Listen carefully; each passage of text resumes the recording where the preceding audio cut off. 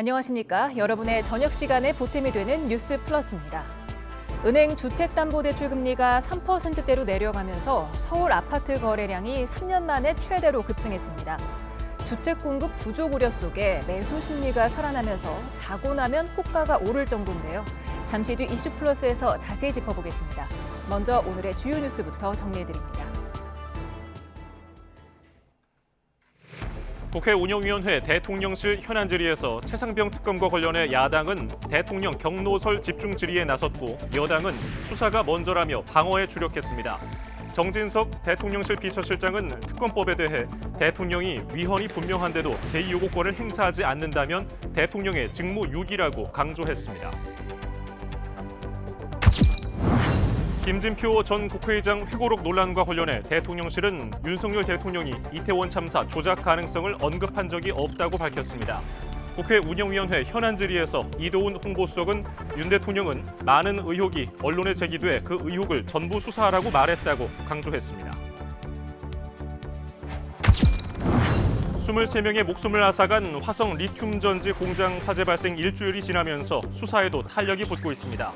경찰은 아리셀 공장과 박순관 대표 자택 등에서 압수수색을 통해 확보한 자료들을 분석하고 중요 정보가 포착되면 당장 이번 주 피의자들을 소환 조사할 방침입니다. 오늘 새벽 서울 지하철 3호선 대치역 인근 선로에 있던 작업용 모터카 엔진룸 배터리에서 불이 나 열차 운행에 차질이 빚어졌습니다. 경기도 화성 1차 전지 공장 화재로 경각심이 커진 상황에서 또 리튬 배터리 화재가 발생하며 우려가 커지고 있습니다. 북한이 오늘 새벽 탄도미사일 2발을 발사한 가운데 한 발은 비정상 비행을 한 뒤에 평양 인근에 떨어진 것으로 보입니다. 우리 군은 북한의 미사일 발사는 한반도 평화와 안정을 심각하게 위협하는 명백한 도발 행위라며 강력 규탄한다고 밝혔습니다. 우리나라 지난달 수출이 지난해보다 5.1% 증가하면서 9개월 연속 지난해 같은 기간보다 증가하는 수출 플러스 흐름이 이어졌습니다.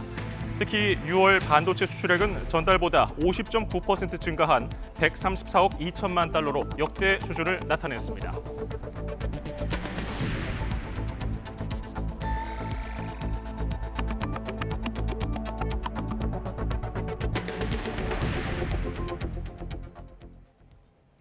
첫 소식입니다. 오늘 오후 서울 지하철 9호선 흑석역 승강장에서 연기가 피어오른다는 신고가 접수됐습니다. 승객들은 모두 대피했고 상하행선 열차가 무정차로 통과 중입니다. 사회부 취재기자 연결해 자세히 알아봅니다. 윤태인 기자. 네, 윤태인입니다. 네, 흑석역에 정확히 언제 신고가 들어온 겁니까? 서울 지하철 9호선 흑석역 승강장에서 연기가 난다는 신고가 접수된 건 오후 4시 40분쯤입니다.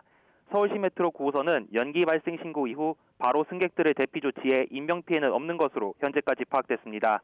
연기가 난 이유는 아직 파악되지 않았고 소방이 출동해 자세한 경위를 조사하고 있습니다.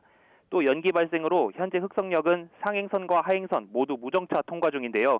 서울시 메트로 9호선은 다른 교통수단을 이용해달라고 당부했습니다. 다시 한번 전해드립니다.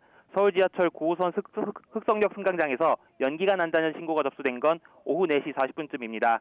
서울시 메트로 9호선은 연기 발생 신고 이후 바로 승객들의 대피 조치에 인명피해는 없는 것으로 현재까지 파악됐습니다. 연기가 난 이유는 아직 파악되지 않았고 소방이 출동해 자세한 경위를 조사하고 있습니다. 또 연기 발생으로 현재 흑석역은 상행선과 하행선 모두 무정차 통과 중인데요. 서울시 메트로 9호선은 다른 교통수단을 이용해달라고 당부했습니다. 지금까지 사회부에서 YTN 윤태인입니다. 여야 모두 참석한 22대 국회 첫 운영위원회에서는 대통령실을 상대로 현안 질의를 이어가고 있습니다. 민주당은 최상병 순직 사건의 핵심 쟁점인 이른바 대통령 경로설을 집중 추궁했고 이에 대통령실은 경로설을 부인하며 야권이 추진하는 특검법의 거부권 행사 가능성을 시사했습니다. 국회 취재기자 연결합니다. 임성재 기자. 네, 국회입니다. 네, 오후 현안 질의에서도 여야 공방이 이어지고 있는데요. 주요 내용 정리해 주시죠.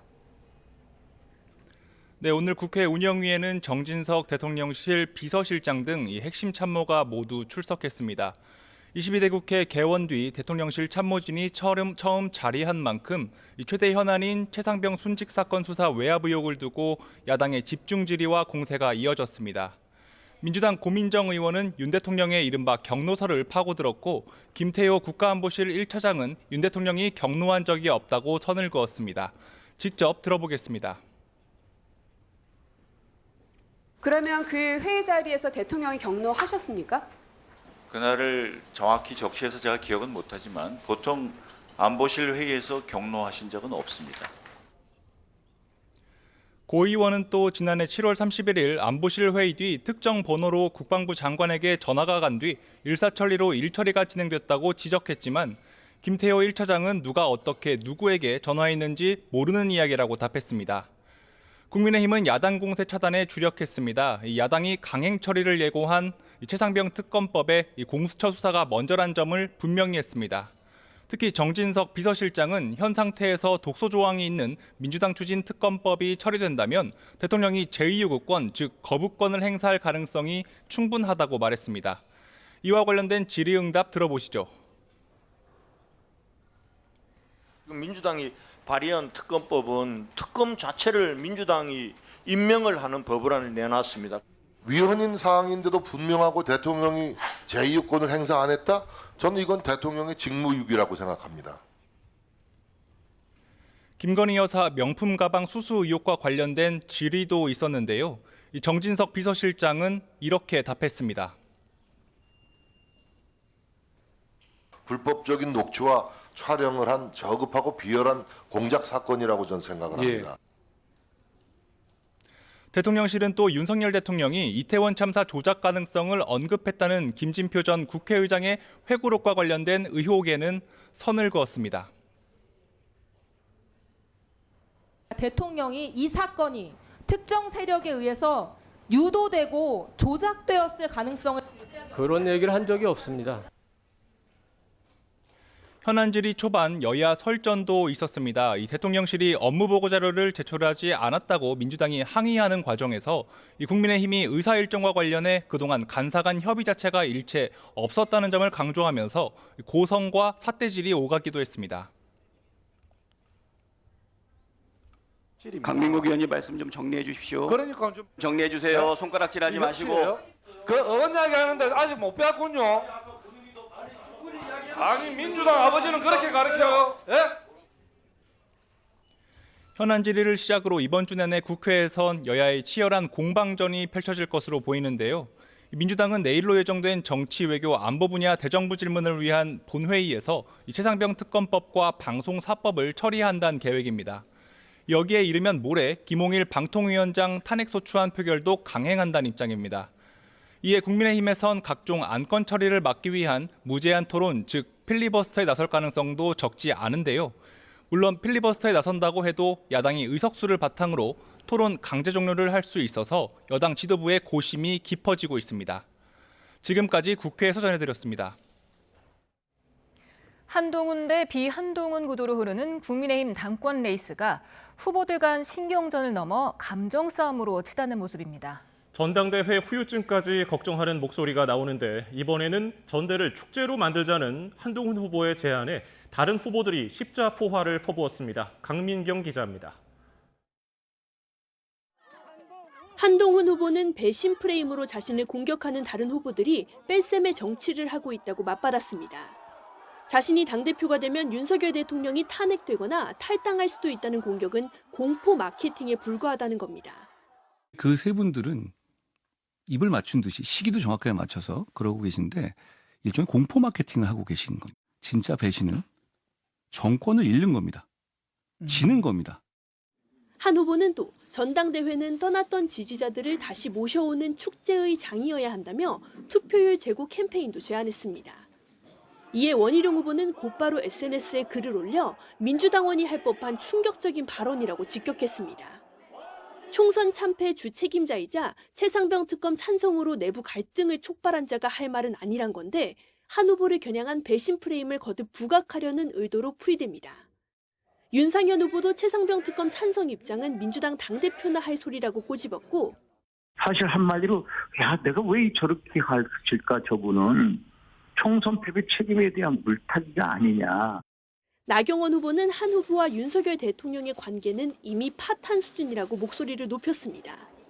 저는 그때 학폭 피해자였기 때문에 학교 폭력 추방 운동을 하고 있습니다. 신뢰관계가 파탄났다고 보는 부분이 많이 있기 때문에 저희가 우려를 표시하는 것이다. 각 당권 주자들의 런닝메이트인 최고위원 후보들 사이에서도 날선 공방전이 벌어졌습니다.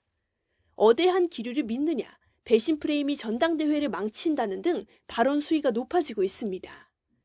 황우여 비상대책위원장은 YTN과의 통화에서 대통령이 민심과 유리될 경우 당원 민심과 국민이 제일 중심이라고 밝혔는데 이른바 윤심 논란에 대한 불편한 속내도 읽힙니다. 당대표 후보들의 발언이 인신 공격 수준으로 선을 넘고 있다는 당내 비판의 목소리도 적지 않습니다. 전당대회 이후 당내 통합 방안이 가장 시급한 숙제로 떠오를 거란 지적이 나오는 이유입니다. YTN 강민경입니다. 대통령실이 국회와의 소통을 전담할 정무장관직을 신설하기로 했습니다. 정진석 대통령 비서실장은 국회 운영위원회 전체 회의에서 정무장관직을 신설해 국회 정부와의 실효적이고 실질적인 소통을 강화해 나가겠다고 밝혔습니다. 정부는 정부조직법에 정무장관 신설 근거를 마련하는 내용의 입법을 추진할 계획입니다. 사망자 23명이 나온 화성공장 화재가 발생한 지 오늘로 일주일을 맞았습니다. 분향소에는 조문객들이 애도를 전할 수 있는 추모의 벽도 설치됐는데요. 경찰과 고용노동부는 화재 원인과 안전관리 준수 여부에 대한 수사에 박차를 가하고 있습니다. 사회부 취재기자 연결합니다. 배민혁 기자. 네, 배민혁입니다. 네, 화성시청 분향소에 별도 추모 공간이 설치됐군요. 네, 그렇습니다. 분향소 입구 옆 흰 기둥에 추모의 벽이 마련된 건 오늘 오전 11시쯤입니다. 조문객들은 노란 종이에 피해자들에 대한 애도와 유가족에 대한 응원의 마음을 적어 추모했습니다. 조문객들은 일하다 다치거나 죽지 않는 세상이 되도록 함께하겠다는 등의 메시지를 전했는데요. 추모의 벽을 마련한 시민대책위원회 이야기 들어보시겠습니다. 조문을 오시는 분들이 그 마음을 방명록도 방명록이지만 이곳에 함께 적어주시고 공유해 주셨으면 하는 바람으로 포스트잇을 붙이게 됐고요. 오늘까지 닷새 동안 조문객 1000여 명이 분향소를 찾아 희생자들을 추모했습니다. 하지만 화재 사고가 발생한 지 일주일이 지나도록 아직 분향소에는 숨진 사람들의 모습이 담긴 영정사진이나 이름이 적힌 위패는 찾아볼 수 없습니다. 진상규명이 이뤄지고 아리셀이 진정성 있는 피해 보상안을 제안할 때까지 장례를 치르지 않기로 유가족이 결정했기 때문인데요. 이에 따라 가장 먼저 어제 발인이 이뤄졌던 사망자 1명 이후 다른 사망자들의 장례가 언제쯤 이뤄질지는 불투명합니다. 이런 가운데 아리셀 한국인 직원까지 극단적 선택을 시도해서 치료 중인 것으로 전해졌습니다. 네, 아리셀 대표 등 공장 관계자에 대한 수사 상황도 전해주시죠. 경찰은 아리셀 공장과 박순관 대표의 자택 등에서 압수수색을 통해 확보한 자료들을 분석하고 있습니다. 인명피해가 다수 발생한 원인 등을 밝히기 위한 작업에 속도를 내고 있는 건데요. 이 과정에서 위반 사항이 담긴 중요한 정보가 포착될 경우 당장 이번 주에도 피의자들을 소환해 조사하겠다는 계획입니다. 경찰은 화재 발생 뒤 지금까지 참고인 37명을 불러 화재 당시 상황과 평소 아리셀의 근로체계, 안전관리 등을 조사했습니다. 공장에서 일했던 노동자들은 사고예방법이나 대피 경로 등을 전혀 몰랐다고 진술한 것으로 확인됐습니다. 지난 3년 동안 아리셀이 한국안전보건공단으로부터 위험성 평가 우수 사업장으로 인정받은 것과는 배치되는 진술이 나온 겁니다. 결국 피해자들과 유가족들뿐 아니라 비슷한 사고의 재발을 막기 위해서라도 철저한 진상규명이 이루어져야 한다는 목소리가 커지고 있습니다. 지금까지 사회부에서 YTN 배민혁입니다. 오늘 새벽 서울 지하철 3호선 대치역 인근 선로에서 불이 나 3호선 일부 구간의 운행이 한때 중단됐습니다. 소방당국은 작업 차량의 리튬 배터리에서 불이 시작된 것으로 보고 있습니다. 김희영 기자가 보도합니다. 지하철역 안에 있는 선로에 뿌연 연기가 가득합니다. 작업 차량 한 대가 서 있고 소방대원들이 연기를 뿜어내는 엔진룸을 향해 물을 뿌립니다. 3호선 대치역과 도곡역 사이에 있던 선로 유지 보수 차량에서 불이 난 겁니다. 새벽 3시 40분쯤 신고가 접수돼 한때 압구정역과 수서역 사이 구간의 열차 운행이 중단됐습니다. 소방당국이 유독가스를 빼내 5시 40분쯤 운행이 재개됐지만 대치역에는 연기가 남아 이후에도 20여 분 동안 열차가 서지 못했습니다. 불이 잡힌 지 1시간이 넘어서까지도 역사 가득 남았던 매캐한 연기와 냄새 때문에 출근길 시민들이 불안을 호소하기도 했습니다. 이번 사고로 인명 피해는 없었지만 새벽부터 긴급 재난 문자를 받은 시민들은 화재가 자칫 대형 사고로 이어지지 않을까 걱정했습니다. 이 냄새가 그 새벽에 난 그 화재 냄새였나? 이거 뭐 어떡하지? 이게 이 통로 안에서 났다는 건가? 만약에 이게 낮에 났으면 어땠을까 하는 생각을 잠깐 해봤어요. 우리 아이들이 타고 있을 때. 소방당국은 차량을 수서 차량 기지로 옮겨 계속 진화 작업을 이어갔고 신고 접수 후 5시간이 지나서야 불을 완전히 끌 수 있었습니다. 또 차량의 리튬 배터리에서 불이 시작된 것으로 보고 있는데 탑재된 지 4년도 되지 않았는데 불이 난 이유 등을 조사하고 있습니다. 관계자 불러서 배터리를 아예 분리를 했고요. 수소 안에 물 넣어가지고 거기 안에 배터리를 집어넣어서 그렇게 안전조치를 실시했거든요. 경기 화성 리튬 전지 공장 화재로 30명 넘는 사상자가 나온 지 일주일 만에 이번에는 리튬 배터리 차량에서 불이 나면서 시민들의 불안감이 커지고 있습니다. YTN 김이영입니다. 한 남성이 누나에게 빌려준 돈을 돌려받았을 뿐인데 증여세를 내게 됐다며 행정소송을 냈지만 패소했습니다. 재판부는 오누이 사이라도 돈을 빌려줬다는 증빙 자료가 없으면 증여세를 내야 한다고 판단했습니다. 김다영 기자가 보도합니다. 재작년 A씨는 세무당국으로부터 증여세 630만 원을 내라는 통보를 받았습니다. 지난 2018년 누나에게 5천만 원을 증여받았다는 이유였는데 A씨는 빌려준 돈을 돌려받았을 뿐이라며 행정소송을 냈습니다. 실제로 출처는 알 수 없지만 누나 통장에 4,900만 원이 입금됐다가 2주쯤 뒤에 A씨에게 5천만 원이 지급된 기록도 있었습니다. 그러나 재판부는 4,900만 원이 A씨 것이었다고 증명할 자료도 누나에게 돈을 빌려주었다는 증거도 없다며 원고 패소로 판결했습니다. 누나가 돈을 빌린 경위를 구체적으로 설명하지 못하고 있고 계약서나 차용증 등 증빙 자료도 전혀 남기지 않았다는 겁니다. A씨는 공사 현장 소장 업무를 하면서 현금으로 가지고 있던 돈을 빌려준 것이라고 주장했지만 재판부는 당시 A씨가 휴직 상태로 급여를 받지 않았다며 받아들이지 않았습니다. 또 누나가 다른 동생에게도 5천만 원을 입금했다며 A씨에게 빌린 돈을 다시 준 거라고 단정할 수 없다고 판단했습니다. 대법원 판례에 따라 증여세를 부과받은 사람이 증여가 아닌 다른 사정이 있었다고 인정받기 위해서는 이를 스스로 입증해야 합니다. 그러나 A씨는 누나의 남편, 딸의 진술서까지 제출해 증명하려고 했지만 받아들여지지 않았습니다. YTN 김다현입니다.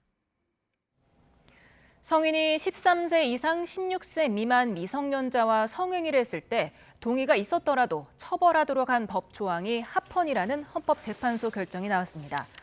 헌재는 만 19세 이상의 성인이 13세 이상 16세 미만의 미성년자와 성행위를 했을 때 강간 등으로 처벌하도록 한 미성년자 의제 강간 조항을 재판관 전원일치 의견으로 합헌 결정했습니다. 헌재는 13세 이상 16세 미만도 13세 미만과 마찬가지로 성적 자기결정권을 온전히 행사할 수 없다고 봤습니다. 북한이 미사일 도발 닷새 만에 또 탄도미사일 2발을 잇따라 발사했습니다. 한 발은 비정상 비행을 한 뒤에 평양 인근에 떨어졌을 것으로 보입니다. 조용성 기자입니다. 북한이 탄도미사일 2발을 새벽 시각에 10분 간격으로 발사했습니다. 황해남도 장현 일대에서 600km와 120km 남짓 비행한 것으로 우리 군 감시자산에 관측됐습니다. 특히 군 당국은 두 번째 미사일의 비행거리가 짧은 이유에 대해 비정상 비행하며 추락했을 수 있다며 내륙에 떨어졌을 것으로 보고 있습니다. 미사일 비행 진로상 동북방향 120km 지점은 평양 동쪽으로 추정됩니다.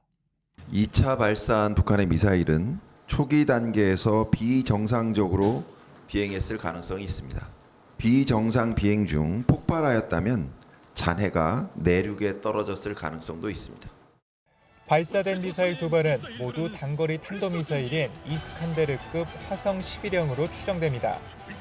북한의 탄도미사일 2발은 다탄도미사일을 발사했다고 주장한 지 닷새 만이자 한미일의 첫 다영역 연합훈련 프리덤 엣지를 아시아판 나토라고 비난한 지 하루 만이어서 이에 반발한 시험 발사일 수도 있습니다. 또 최근 북러 조약 이후 북한이 러시아에 수출하기 위한 미사일 성능 시험 목적일 가능성도 제기됩니다. 북한판 이스칸데르 미사일은 러시아군이 즉각 사용할 수 있을 정도로 호환성이 높기 때문에 러시아 측에서도 굉장히 환영할 만한 그런 무기 수출 품목에 해당되는 것이죠. 북한이 지난 2021년 1월 공개한 국방력 발전 5개년 계획에 따라 앞으로도 무력 도발은 끊이지 않을 것으로 보입니다. 우리 군은 추가 미사일 발사에 대비해 감시와 경계를 강화하면서 미국, 일본과 정보를 공유하며 대비 태세를 유지하고 있다고 강조했습니다. YTN 조용성입니다. 정부는 김정은 위원장 얼굴이 단독으로 새겨진 배지 초상 휘장이 북한 공식 석상에 등장한 데 대해 선대 흐리기 일환인 동시에 독자적인 지도자 위상을 확립하려는 움직임이라고 평가했습니다. 통일부 김인혜 부대변인은 이같이 말하고 경제난과 한류 등 외부 사조 유입으로 주민 불만이 증가하는 상황에서 내부 결속을 높이고 통치 정당성을 확보하려는 측면도 있다고 진단했습니다. 또 김정은 우상화가 집권 10년 차인 2021년 8차 당대회 이후 본격화했다며 올해 김일성 주석 생일인 태양절 표현을 자제하는 흐름이 있었다고 덧붙였습니다. 지난 5월 서울 아파트 거래량이 5천 건에 달하며 3년 만에 최대 수준으로 나타났습니다. 서울 부동산 정보광장에 따르면 계약일 기준 5월 서울 아파트 거래량은 4,946건으로 2021년 5월 5,045건 이후 3년 만에 최다를 기록했습니다. 신고 기한이 한 달 남은 6월 거래량도 3,200건을 넘어서면서 이미 5월 거래량의 65%에 육박했습니다. 이는 기준금리 동결에도 4월 이후 시중은행 주택담보대출 금리가 연 3%대로 하락한 영향이 컸기 때문으로 풀이됩니다. 오늘부터 유류세 인하폭이 축소되면서 휘발유와 경유 가격이 소폭 오른 가운데 정부가 가격 인상을 자제하는 주유소에 추가 혜택을 주기로 했습니다. 최남호 산업통상자원부 2차관은 경기도 안양에 있는 알뜰 주유소를 찾아 재고 물량이 확보된 이달 첫째 주에는 유류세 환원분 반영을 최소화하고 둘째 주부터 점진적으로 반영될 수 있도록 협조를 요청했습니다. 유류세 인하율 축소에 따라서 1리터 기준 휘발유 가격은 41원, 경유는 38원, LPG는 12원씩 인상 요인이 생겼습니다. 정부가 민수용 도시가스 요금에 대한 인상을 일단 보류했습니다. 가스공사는 러시아 우크라이나 전쟁으로 국제 에너지 가격이 상승한 상황에서 원가의 80에서 90% 수준으로 가스를 공급하고 있습니다. 이에 민수용 도시가스 미수금은 13조 5천억 원까지 불어났는데 정부는 물가에 끼칠 영향 등을 고려해서 신중한 입장을 보이고 있습니다. 20대 남성에게 성범죄자 누명을 씌웠다는 논란을 일으킨 동탄 화장실 사건과 관련해 신고자인 50대 여성이 무고 혐의로 형사 입건됐습니다. 수사 과정에서 피해 남성에 대한 경찰의 언행을 두고 논란이 일게 됐습니다. 유소연 기자가 보도합니다. 동탄 화장실 성범죄 누명 사건의 불입건 통지서입니다. 20대 남성 A씨에 대한 강제추행 사건을 혐의 없음으로 종결했다고 쓰여 있습니다. 자백과 현장 감식, DNA 분석 결과 등을 토대로 종합할 때 허위 사실을 진술한 것으로 인정됐다며 혐의 없음이 명백하다고 적시됐습니다.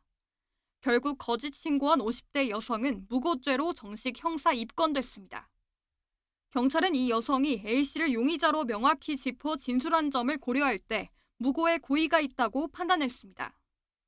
앞서 A씨는 지난달 23일 오후 5시쯤 여자 화장실에서 용변 보는 모습을 훔쳐보고 성적 행위를 했다며 이 여성으로부터 신고를 당했습니다. 어제 17시에 했었죠. 네, 여자 화장실에 있는데 어떤 남자가 들어와가지고 자기 용변 보는 걸 엿보고 갔다. 그래서 자기가 도망쳐 나왔다. 이런 식으로 했어요. 인상차이 찍힌 게 제가 확실한가요? 그러니까 했었잖아. 천천히 해. 속도로. 거짓 신고된 A씨를 수사하는 과정에서 드러난 경찰의 언행도 도마에 올랐습니다. 떳떳하면 가만히 기다리라는 둥 강압적으로 느껴졌다는 겁니다. 이건 다 아시는 거예요. 근데 그런 적 없어요? 무슨 소리? 네, 없죠. 당연히 없죠. 그냥 가만히 그냥 기다리세요. 그럼. A씨가 이런 억울한 상황을 온라인에 알렸고 논란이 커지자 50대 여성은 신고 나흘 뒤 직접 경찰서를 찾아 거짓 신고였다며 자백했습니다. 병원에서 약을 처방받아 복용하고 있는데 부작용으로 없는 얘기를 지어낼 때가 있다고 주장했습니다. 경찰은 새롭게 진행하는 무고 사건에 대해서는 피해 남성 A씨에 대한 조사를 먼저 진행할 계획이라고 밝혔습니다. 수사 과정에서 제기된 언행 논란에 대해선 부적절한 태도로 상처와 실망감을 드린 점에 대해 사과한다고 덧붙였습니다. YTN 유서연입니다. 고려제약의 불법 리베이트 사건을 수사하는 경찰이 의사 100여 명을 추가 입건했다고 밝혔습니다. 경찰은 의사 1000명이 수사선상에 오른 만큼 피의자가 더 늘어날 수 있다고 전망했습니다. 임예진 기자가 보도합니다. 고려제약 불법 리베이트 의혹을 수사하는 경찰이 앞서 입건한 제약사 관계자 8명과 의사 14명에 더해 의사 100여 명을 추가로 입건했습니다. 지난 4월 고려제약 본사 압수수색에서 리베이트를 받은 것으로 의심되는 의사 1000여 명의 명단을 확보한 뒤 이 가운데 100여 명을 입건한 겁니다. 약사법을 보면 의사들은 제약회사로부터 한 번에 10만 원 이하의 시급료만 받을 수 있는데 경찰은 이들이 적게는 수백만 원에서 많게는 수천만 원의 현금이나 물품 등을 받은 것으로 보고 있습니다. 현재까지 제약회사 관계자와 영업사원을 포함해 70여 명에 대한 참고인 조사를 마친 경찰은 입건된 의사들의 출석 일자를 조율해 신속하게 수사를 진행한다는 방침입니다. 서울경찰청 고위 관계자는 조사가 진행 중인 만큼 앞으로 입건자가 더 늘어날 수 있다고 전망했습니다. 이런 가운데 경찰은 지난주 또 다른 리베이트 의혹을 받는 경기 안양의 한 대형 병원을 압수수색하고 병원장 등 5명을 의료법 위반 혐의로 입건했습니다. 또 지난 5월 보건복지부에서 수사를 의뢰한 의료계 불법 리베이트 의혹 19건 가운데 6건을 서울경찰청 형사기동대로 배당해 본격 수사할 방침입니다. 경찰의 의료계 리베이트 의혹에 대한 전방위적인 수사에 대해 의사협회는 의정 갈등에 대한 보복이라며 반발하고 있습니다. 의사 1000명이 돈을 받았을 수도 있고 입건이 될 수도 있고 아닐 수 있다. 이거 뭡니까 진짜. 네? 영업사원 만나기만 해서도 이름을 다 올려놓고 지금 이런 식으로 협박을 하는데 문제가 있으면 제대로 하십시오. 경찰은 국민권익위원회에서 의뢰를 받아 수사를 진행했을 뿐 의료계 집단 행동과는 별개의 사안이라며 일축했습니다. YTN 임혜진입니다. 오늘 오전 8시 50분쯤 부산 수정동에서 2.5톤 정화조 차량이 경사로 아래쪽으로 밀리는 사고가 났습니다. 이 사고로 정화조 작업을 하던 40대 A씨가 차에 부딪혀 병원으로 이송됐지만 숨졌습니다. 경찰은 A씨가 혼자 작업하다 사고가 난 걸로 보고 정확한 경위를 조사하고 있습니다. 오늘 낮 1시쯤 경북 안동시 인동면 34번 국도를 달리던 화물차에 실린 20리터짜리 질산 용기 7개가 도로에 떨어졌습니다. 이 사고로 강한 산성 물질인 질산 일부가 흘러나왔고 40대 화물차 운전자가 화상을 입었습니다. 인근 야산이나 하천으로 질산이 스며들지는 않은 것으로 확인됐고 출동한 소방대원들이 1시간 30여 분 만에 흡착포와 중화제로 안전조치를 마쳤습니다.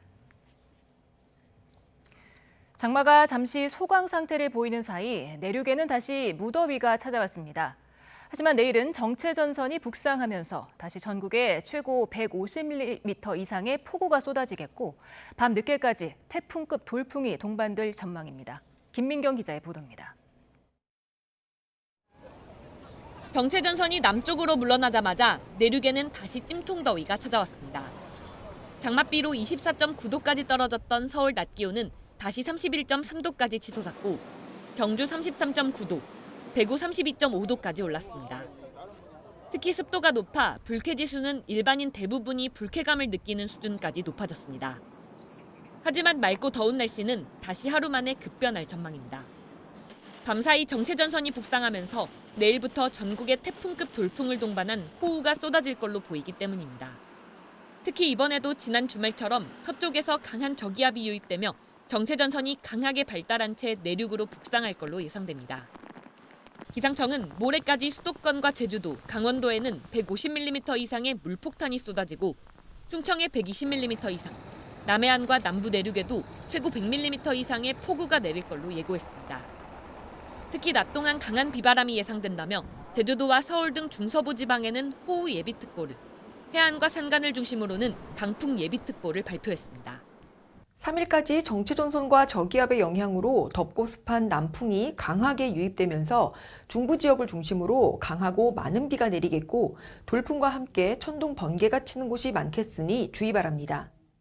다만 이번에도 시간당 30mm 이상, 많게는 50mm가 넘는 집중호우 예상 시기는 아직 다소 유동적입니다. 수치예보 모델마다 다르게 예측하고 있기 때문인데 내일 중서부 지방은 퇴근길까지 강한 비바람으로 불편을 겪을 가능성이 큽니다. 이후 정체전선은 밤사이 약해졌다 주 후반에 다시 전국에 강한 비를 뿌릴 가능성이 있습니다. 강한 장맛비는 정체전선뿐만 아니라 저기압이 통과하면서 이 정체전선을 끌어올리면서 더 발달시키며 쏟아지는데 목요일에도 저기압이 또 한 차례 한반도로 다가올 것으로 전망하고 있습니다. 장마 초반부터 평년 강수량의 3배 이상을 쏟아부은 올여름 장마. 또다시 전국적으로 호우가 예보되면서 산사태나 축대 붕괴 등 시설물 피해가 우려되고 있습니다. YTN 김민경입니다. 정보 유출 문제로 일본 정부의 행정 지도를 받은 라인 야후가 네이버와 자본관계 재검토 문제는 단기적으로 곤란하지만 계속 논의하겠다고 일본 당국에 보고했습니다.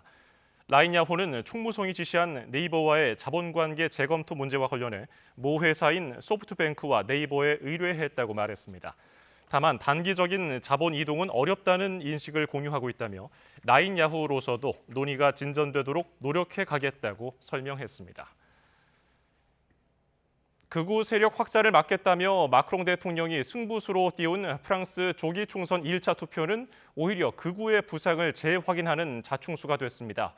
극우파 국민연합이 제1당을 차지할 것이 유력한 가운데 좌파와 우파는 극우의 집권을 막기 위해 2차 투표에서 단일화에 나설 전망입니다. 김도원 기자입니다. 프랑스 총선 1차 투표는 예상대로 극우 국민연합이 압승했습니다. 577개 지역구 중 절반을 넘는 297곳에서 1위를 차지했고 그중 40곳은 과반 득표로 당선을 확정지었습니다. Et aujourd'hui, ce sont plusieurs dizaines d'élus dès le premier tour. Je pense que tout ça est un élément de grande espérance pour des millions de Français. 좌파연합 신민중전선은 32명의 당선자를 냈고 범여권 앙상블 당선자는 4명에 그쳤습니다. 과반 득표자가 나오지 않은 496개 지역구에선 오는 일요일 득표율 상위 2명 또는 3명끼리 2차 투표를 실시합니다. 국민연합은 여세를 몰아 2차 투표에서 단독 과반을 확보한다는 목표입니다. Dimanche prochain, si les électeurs nous accordent une majorité absolue pour redresser le pays, j'entends être le Premier ministre de tous les Français, à l'écoute de chacune et de chacun. 전통적으로 프랑스 정치권은 2차 투표에서 극단주의 후보 당선을 막기 위해 연대해 왔습니다. 이른바 공화국 연대입니다. Qu'il nous aide à construire un nouveau front républicain autour de notre programme, un front contre le climato-scepticisme, un front contre la haine. 하지만 정치 지도자들의 말이 유권자들에게 잘 먹히지 않고 후보들이 중앙당의 지시에 따르지 않는 경우도 있어 공화국 연대도 예전 같지 않습니다. 2차 투표 결과 국민연합이 정말로 단독 과반을 확보한다면 2차 대전 이후 처음으로 프랑스에서 극우 정당의 집권을 보게 됩니다. 공화국 연대가 성공해 국민연합이 단독 과반 확보에 실패할 경우 어느 정당이 총리를 낼지는 정치 세력 간 협상에 달려 있습니다. 협상이 결렬돼 의회가 마비되더라도 프랑스 헌법에 따라 앞으로 1년간은 의회를 해산할 수 없습니다. YTN 김도원입니다. 북미에서는 대서양에서 발생한 허리케인 베릴이 4등급으로 세력을 키운 채 카리브해를 향하면서 인근 국가들의 비상이 걸렸습니다. 시속 200km를 넘는 초강력 허리케인으로 예상돼 주택을 통째로 날리거나 해안가 해일까지 우려되고 있습니다. 정유신 기자입니다. 위성사진에 잡힌 허리케인 베릴의 중심부 모습입니다. 허리케인 눈을 중심으로 빠르게 회전하면서 최고 풍속 시속 215km에 달하는 4등급으로 세력을 키웠습니다. 이에 따라 베릴의 예상 경로에 있는 카리브해 인접 국가들은 허리케인 특보를 발령했습니다. 식료 품종과 주유소마다 비상식량을 구입하고 기름을 넣기 위해 길게 줄이 늘어섰습니다. Get your precautionary stocks in place, your stocks of goods, food, your batteries and candles, a supply of water just in case. 미국 국립 허리케인 센터는 베릴이 4등급 세력을 유지한 채 이번 주 수요일까지 카리브해 인접 국가와 미 남동부에 영향을 줄 것으로 전망했습니다.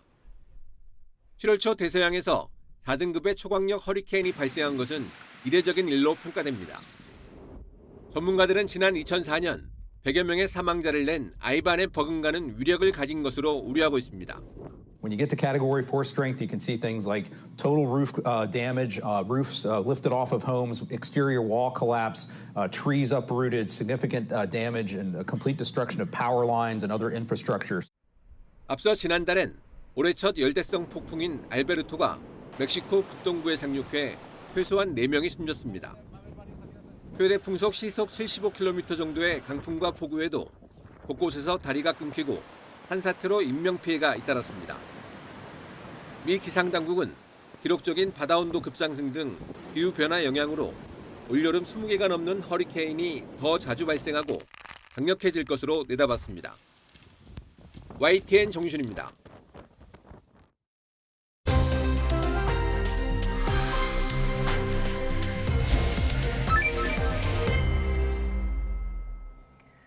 최근 서울을 중심으로 아파트 거래량이 증가하고 있습니다. 또 가격도 오르면서 부동산 시장이 하락세를 끝내고 반등하는 것 아니냐는 예측이 나오고 있습니다. 그런가 하면은 정부가 오늘부터 유류세 인하폭을 축소하며 기름값이 일제히 오르게 됐습니다. 관련 내용을 김광석 한양대 겸임 교수와 짚어봅니다. 어서 오세요. 네, 안녕하세요. 네, 지난 5월에 서울 아파트 거래량이 3년 새 최대로 급증했습니다. 네. 이유가 뭘까요?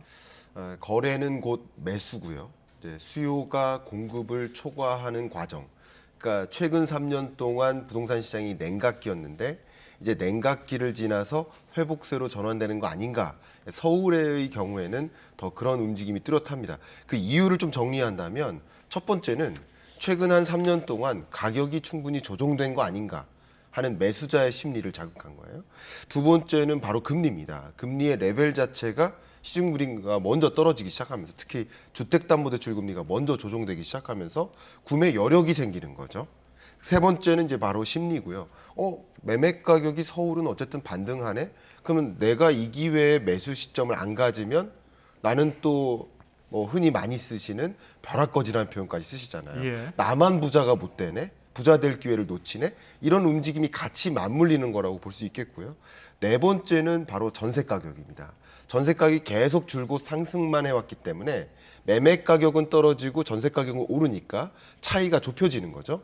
그러면 이참에 전세 사는 사람들이 나 이제 내 집 마련을 시도해야 되겠다 하는 움직임이 맞물린 것이라고 해석해 볼 수 있겠습니다. 예, 이런 네 가지 분석해 주셨는데 이런 분위기 속에서 무주택자들의 생애 첫 주택 구입도 늘어나고 있거든요. 네, 구체적으로 그렇습니다. 얼마나 늘었습니까? 가장 대표적으로 이제 무주택자의 생애 첫 주택 하면은 30대를 많이 꼽을 수 있습니다. 물론 예. 30대도 있고 40대도 있는데 방금 말씀하신 것처럼 30대의 생애 첫 집합 건물 매수자가 급격히 늘어나고 있습니다. 예. 여기서 집합 건물이라는 것은 쉽게 말씀드리면 단독주택의 반대말입니다. 아파트, 오피스텔, 다세대 주택을 포함한 것인데요. 보시는 것처럼 21년에 24만 7천여 건의 거래가 있다가 22, 23년 동안 냉각기였단 말이에요. 그리고 올해 들어서 다시 16만 9천 건으로 거의 17만 건까지 32.6%나 늘고 있습니다. 이런 움직임이 두드러지고요. 특히 생애 첫 집합 건물 매수자이니만큼 30대를 중심으로 매수세가 좀 강하게 일어나고 있다. 이렇게 해석해 볼 수 있겠습니다. 네, 뭐 자고 일어나면 억소리 나게 오르더라 이런 네. 말도 심심찮게 들리고 있습니다. 금매가 사라지고 매물 호가는 올라가고 네. 전고점의 실거래 가격이 좀 도달한 그런 지점도 있더라고요. 네, 앞에 제 답변은 다소 이제 데스크에서 분석하는 기법이라고 볼 수 있겠고요. 여러분들이 아마 부동산 시장에서 체감하시는 그럼 부동산 매매 가격은 말씀하신 대로 매수 호가가 올라가네, 급매물이 사라지네, 그러면서 종전보다 높은 가격에 거래되는 것을 보면서 그런 것을 바로 체감하는 매매 가격 상승이라고 볼 수 있겠습니다. 주요 매매 가격 호가의 여러 가지 현상들을 실제 팩트를 가지고 말씀드려 보면 주로 강남구 압구정 현대아파트라든가 서초구 반포동 원베일리라든가 이런 주요 초고가 아파트 같은 경우는 거래될 때마다 역대 최고가를 경신하는 이런 모습들을 확인할 수 있기 때문에 이게 서울의 아파트 매매 가격의 상승세를 충분히 반영하는 것이 아닌가 생각이 되고요. 다만 이 방송을 서울에서만 보고 계신 건 아니잖아요. 예. 지방에서도 보신단 말이에요. 근데 제가 명확히 말씀드린다면 저도 이런 현상을 작년에 24년을 전망할 때 비대칭화라고 표현했습니다. 그러니까 서울과 수도권을 중심으로 매매 가격의 반등세는 나타나지만 수도권을 제외한 비수도권의 경우에는 아직도 전주보다 떨어지고 전주보다 떨어지는 아직도 반등하지 않는 모습들이 나타나고 있습니다. 그러니까 이런 것들이 어쩌면 비대칭화라고 볼 수 있고요. 여러분들이 의사결정을 내리시는데 이 비대칭화라는 부동산 시장의 주요한 트렌드를 좀 어느 정도 감안하시고 판단하시는 것이 어떨까 의견을 드리고 싶습니다. 의사결정을 내리는 데 있어서 가장 중요한 건 역시나 그 시장 가격이잖아요. 그렇습니다. 그 내가 수중에 얼마가 있고 시장 가격이 얼마일 때 그게 어느 정도 균형을 맞춰야 살 수 있는 건데 네. 서울 수도권의 경우 그러면 지금 계속해서 고점을 경신해 나가고 있는 그런 흐름인지 네. 지금이 최고점인지 이게 제일 중요하거든요. 제가 오늘 낮에 좀 확인을 하고 왔습니다. 그러니까 서울 아파트 매매 가격, 저는 이제 아파트 평균 매매 가격을 기준으로 말씀을 드립니다. 예. 그러면 서울 가격의 경우에는 5월 정도가 바닥 시점이었다고 판단할 수 있겠고요. 구별로 판단해 보면 4개의 구, 어떤 특정 구를 제가 거론은 하지 않겠습니다만 4개 구를 제외하면 이미 반등세로 전환된 거라고 생각해 볼 수 있겠고요. 예. 평균 아파트 매매 가격을 중심으로 서울의 경우에는 대부분의 구가 플러스로 반등하는 흐름이고요. 아직 약보합에서 강보합으로의 전환이라고 전국 시장을 말씀할 수는 없습니다. 강보합에 거의 가까운 수준인 거예요. 그러나 서울의 경우에는 상승장이라고 표현하는 것도 틀림이 없다고 생각합니다. 그러니까 이 지금 같은 상황이 일시적인 거라고 보지 않고 계속 당분간은 쭉 이렇게 상승할 거라고 보시는군요. 지금 제가 매매 가격이 반등한 그 배경들을 한 4가지 정도로 간추려서 말씀드렸는데요. 예. 이 4가지가 같이 맞물려서 돌아갑니다. 근데 그 주요한 것이 바로 금리거든요. 근데 22년, 23년, 또 24년 상반기까지 매매 시장이 이렇게 하방 압력을 받던 그 국면은 말 그대로 금리 인상기입니다. 높은 금리를 유지하던 시대예요.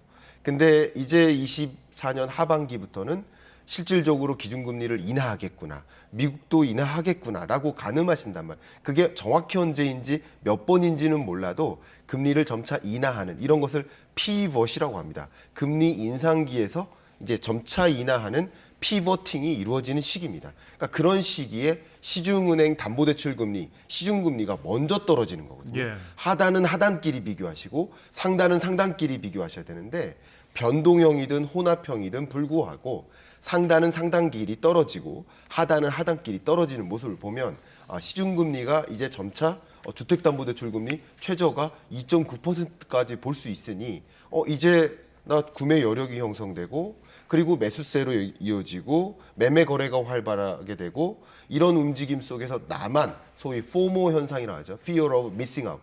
나만 이런 상승세에 제외되는 그런 일을 막아야 되겠다.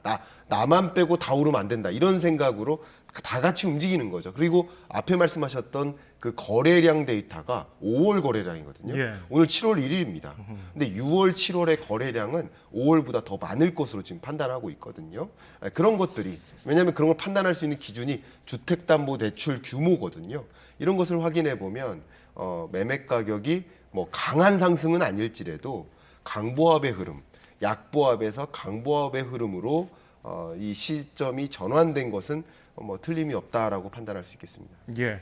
지금 아파트 거래량이 늘어나고 있다는 얘기 저희가 앞서 뉴스에서도 전해드렸고 교수님도 말씀해 주셨는데 네. 그럼 주택담보대출 금리 하단이 2%대로 진입한 게 먼저입니까? 아니면 아파트 거래량이 이렇게 늘어나고 앞으로 기준금리가 내려갈 걸 미리 예상해서 이렇게 현상이 나타나는 걸까요? 이런 현상이 바람직한 건지는 저도 모르겠습니다. 그러나 우리 2,200만 가구 중에 상당히 많은 가구 수가 내 집 마련 가구라기보다는 또 투자형 내 집 마련 혹은 투자형 이 매수세 이런 것들도 많이 나타나고 있다. 예. 쉽게 말하면 투자화되고 있다. 그러니까 주식 시장을 생각해 보면 그 주식을 보유해서 의결권을 갖다든가 내가 이 기업의 주인이 되고자 하는 마음으로 주식을 투자한다기보다는 그 시세 차익을 누리겠다라는 마음으로 주식 투자를 하잖아요. 마찬가지 이 부동산 시장도 다소 투자화되고 있기 때문에 앞으로 금리가 떨어질 거야. 그럼 앞으로 주식 시장, 부동산 시장이 이런 식으로 움직일 거야라는 것을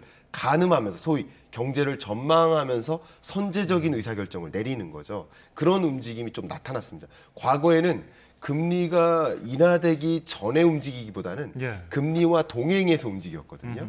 근데 갈수록 금리 인하 시점보다 선행해서 부동산 시장도 움직이는 경향이 있어요. 근데 외환 시장이나 주식 시장은 그 선행성이 훨씬 더 강하거든요. 비트코인 같은 경우는 더 강합니다. 그런 것을 본다면 뭐 비트코인이나 주식 시장만큼은 아니지만 그래도 금리 인하가 예견된다. 그러면 먼저 움직이자 하는 투자화된 시장의 모습이 다소 나타나고 있다라고 저는 해석을 하고 있습니다. 네, 아까 비대칭화 얘기를 해주셨습니다. 네. 양극화 현상인데 지금 서울 4개 구를 제외하면 다 반등으로 돌아섰다고 말씀하셨습니다. 네. 그 4개 구를 제외한 서울만 계속 올라갈까요? 아니면 서울 전반적 아니면 수도권까지 다 반등할 거라 보시는지요?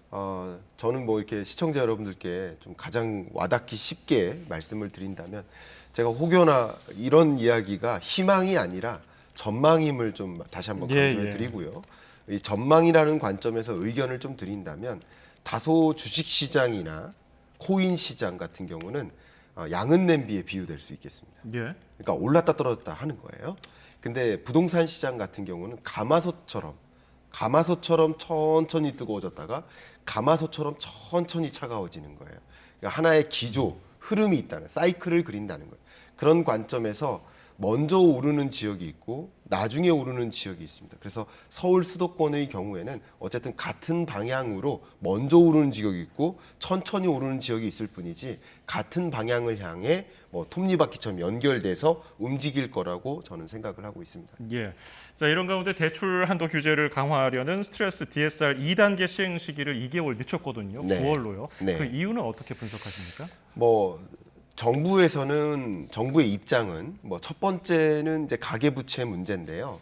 가계부채 문제에 가장 취약한 우리는 취약차주라고 합니다.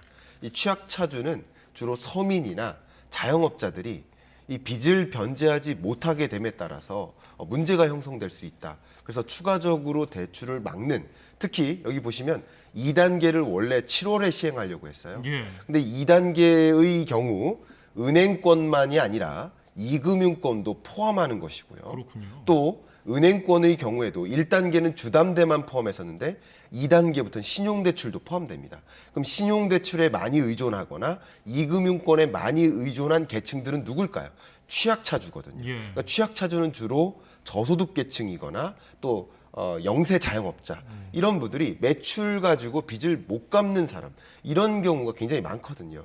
그러면 스트레스 DSR을 당장 지금 금리도 떨어지지 않았는데 기준금리를 인하하기도 전부터 스트레스 DSR을 2단계를 적용하게 되면 부채 문제가 불거질 수 있겠다라는 생각하에 적용한 거라고 저는 해석을 합니다. 두 번째는 부동산 PF 문제도 아직 완벽하게 정리가 안 됐습니다. 여전히 부실한 상태예요.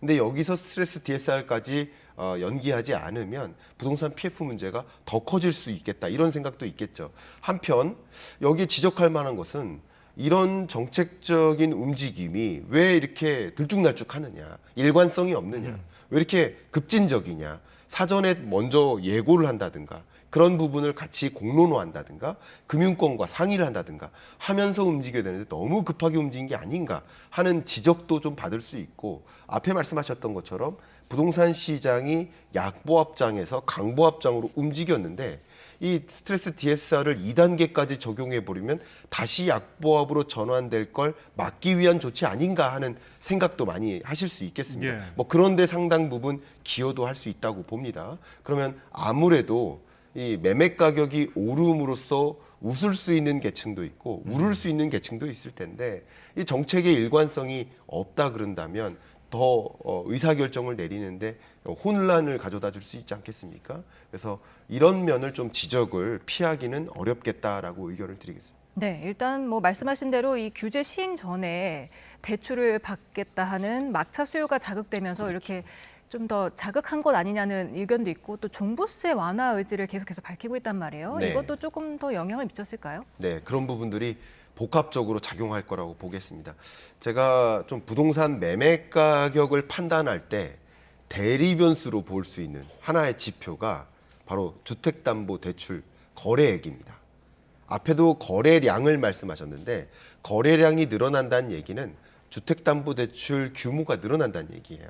근데 스트레스 DSR을 연기한다라는 것은 어쨌든 2달 정도라도 추가적으로 대출을 받을 수 있도록 어쩌면 주택담보대출 규모를 늘릴 수 있는 여지를 만든 거라고 해석해 볼 수 있지 않겠습니까? 예. 그런 것들이 어쨌든 부동산 시장의 반등을 영향을 주는 상방 압력이라고 판단할 수 있겠습니다. 예.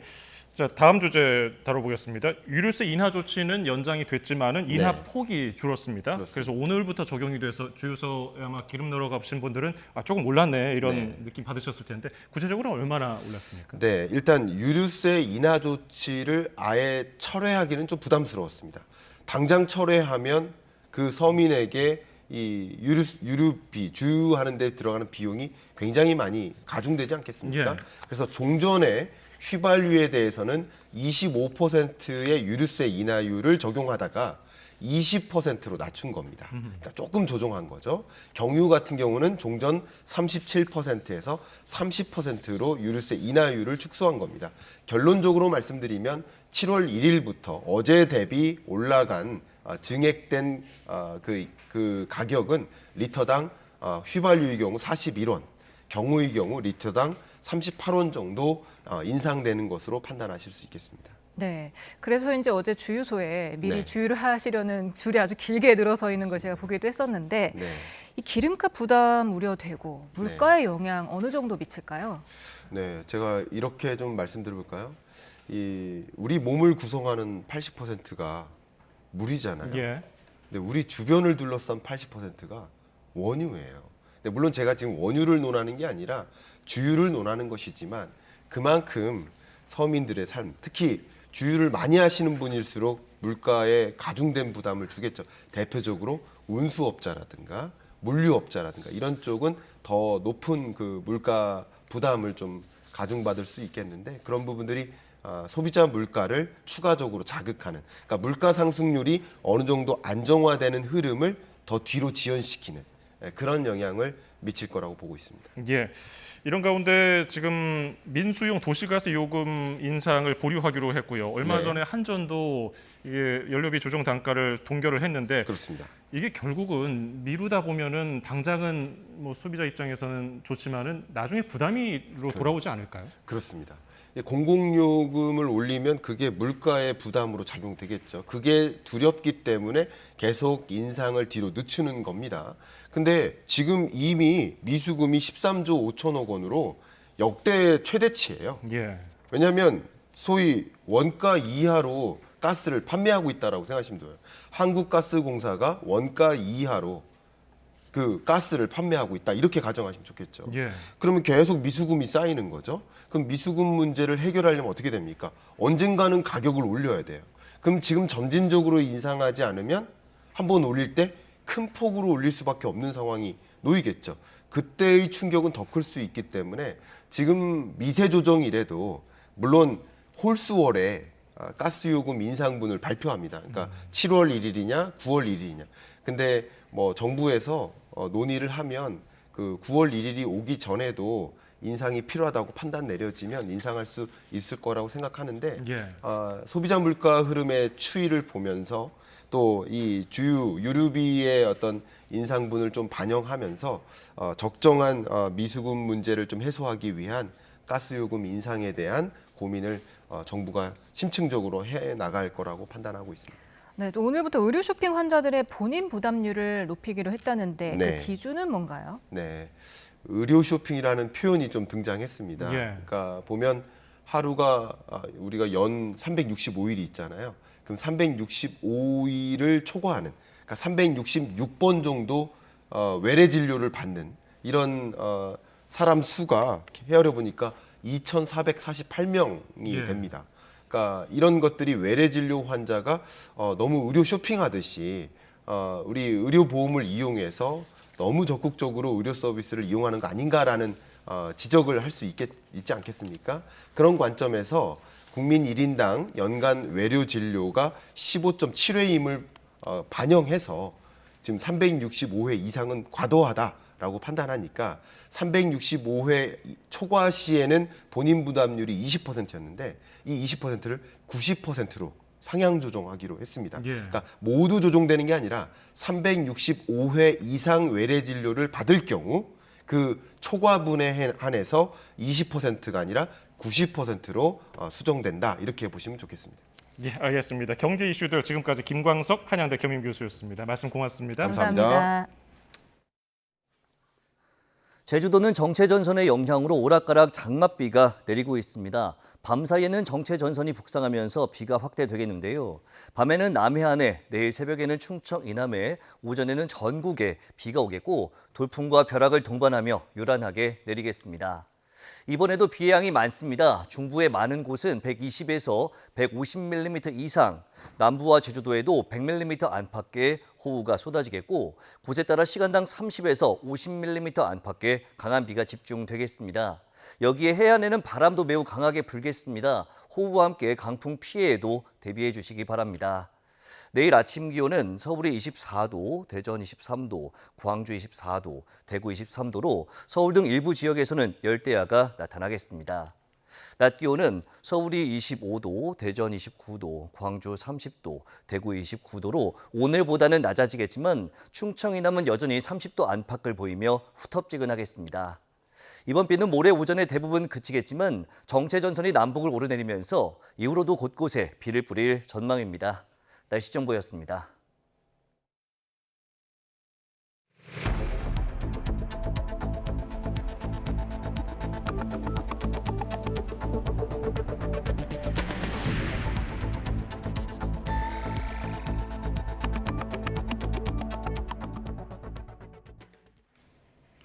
국회 운영위원회가 여야 모두 참석한 가운데 대통령실을 상대로 첫 현안 질의를 진행했습니다. 최상병 순직 사건 수사 외압 의혹의 핵심 쟁점, 윤석열 대통령 경로서를 두고 여야 공방이 치열하게 펼쳐졌습니다. 손효정 기자입니다.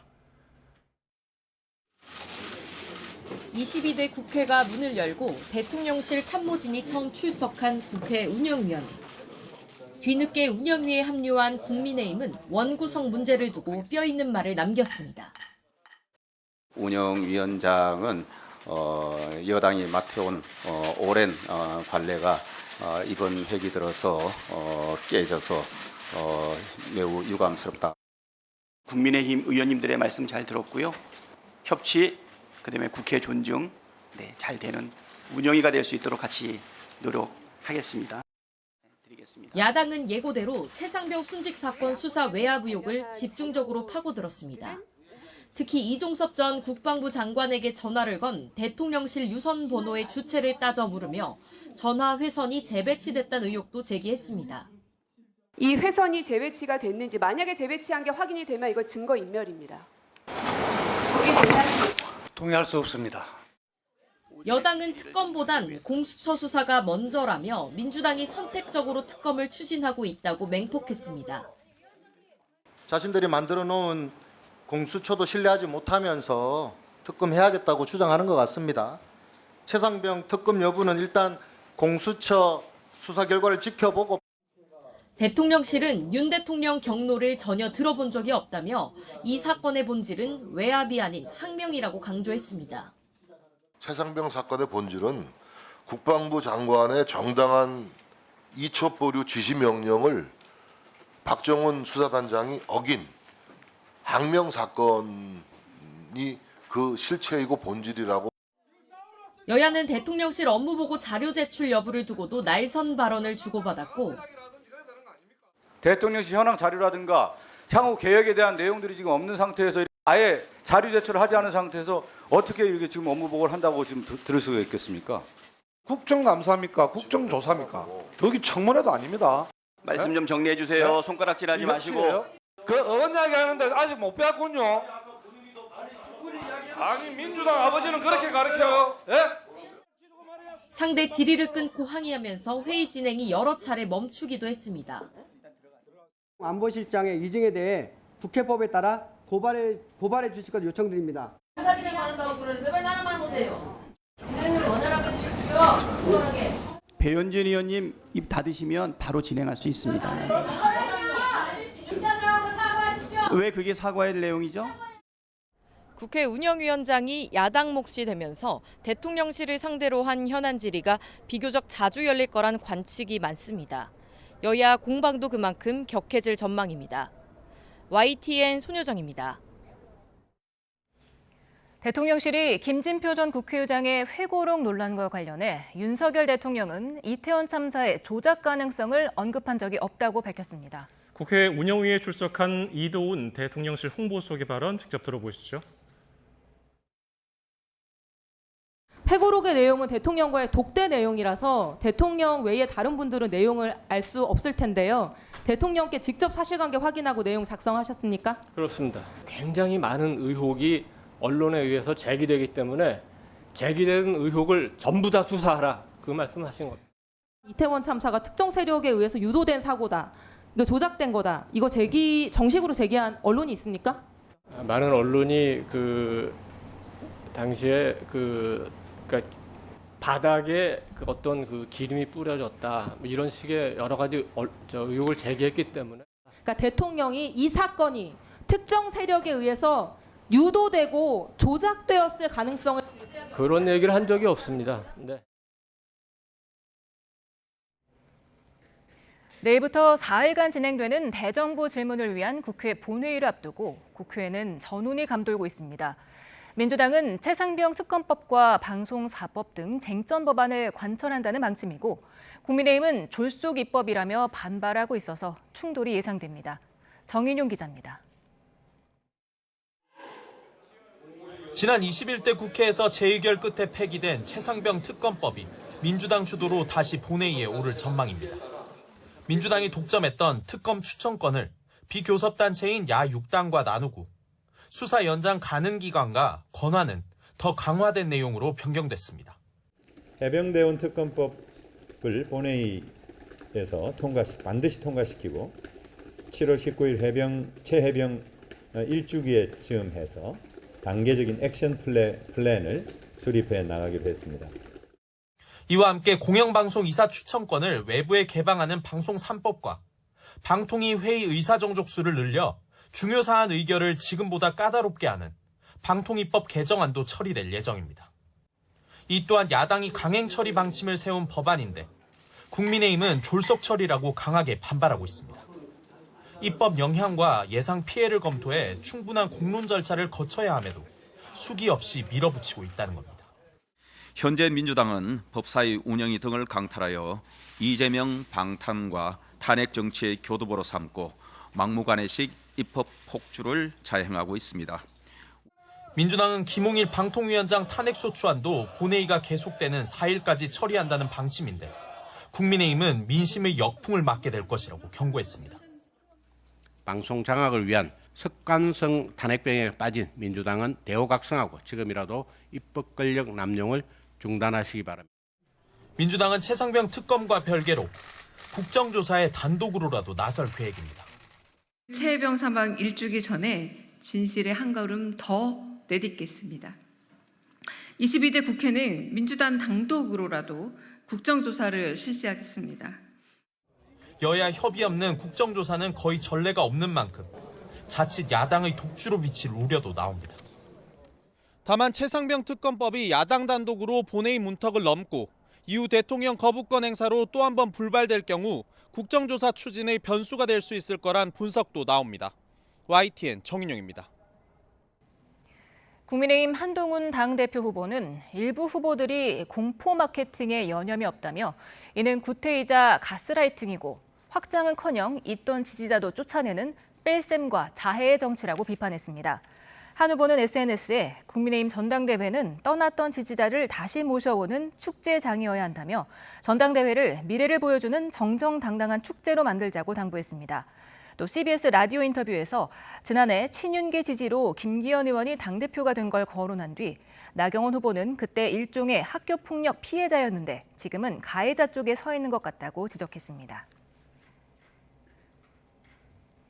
국민의힘 나경원 당대표 후보는 한동훈 후보가 자신을 향해 학교폭력 피해자에서 가해자가 된 것 같다고 한 발언을 두고 자신은 학폭 추방운동을 하고 있다고 반박했습니다. 나 후보는 기자들과 만나 지난해 전당대회 당시 연판장 사건으로 출마가 좌절됐는데 그때 학폭 피해자였기 때문에 계파 정치가 가져오는 폐해를 누구보다 잘 안다며 이같이 말했습니다. 또 YTN 라디오에 나와 한동훈 후보와 윤석열 대통령의 신뢰관계가 파탄났다는 게 당 중진들의 생각이라며 회복은 쉽지 않아 보인다고 주장했습니다. 더불어민주당은 차기 지도부를 뽑는 8월 전당대회에 당대표와 최고위원 예비 후보자 등록을 오는 9일부터 이틀에 걸쳐 진행하기로 했습니다.